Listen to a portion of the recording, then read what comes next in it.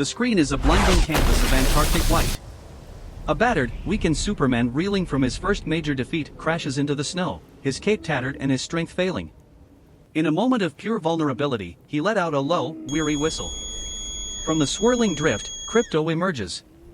The superpowered dog doesn't fly in with a hero's fanfare, he nudges Clark with a whimpering urgency, gripping the hem of the red cape in his teeth to drag his friend toward the towering crystal spires of the fortress. It is a stark reminder that even the world's savior needs someone to look after him. Inside the fortress, the atmosphere shifts from freezing chaos to a cathedral of golden light. As the sun's rays are filtered and magnified through the Kryptonian crystals, Clark is suspended in a column of pure solar energy. We see the bruises fade and the cells of his body literally ignite with light. Surrounding him, the silent Superman robots hum with ancient technology, but the focus remains on Clark's face, a mix of pain and peace as he hears the echoes of his parents, Jor-El and Lara, whispering in Kryptonian.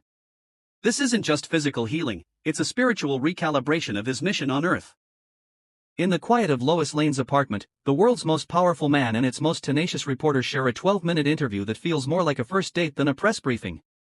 Clark sits on a humble sofa, looking almost too large for the room but speaking with a grounded, Midwestern gentleness. Lois doesn't ask about his heat vision, she asks about his belief in humanity after stopping the Baravian invasion. The scene is a masterclass in chemistry, where the legendary softness of this Superman shines through. He isn't a god looking down, but a man trying to explain that his greatest power is simply choosing to be kind every morning. Following the chaos in Metropolis, the film returns to its soul, Smallville.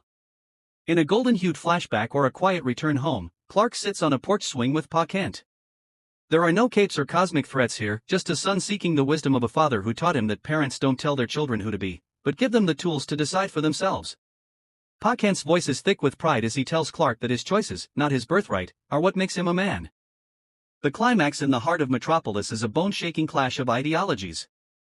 Superman faces Ultraman, a hollow, mindless clone created by Lex Luthor that represents everything Clark fears he could become. The fight is brutal and physical, culminating in Ultraman putting Clark in a desperate armbar that pops his shoulder out of its socket.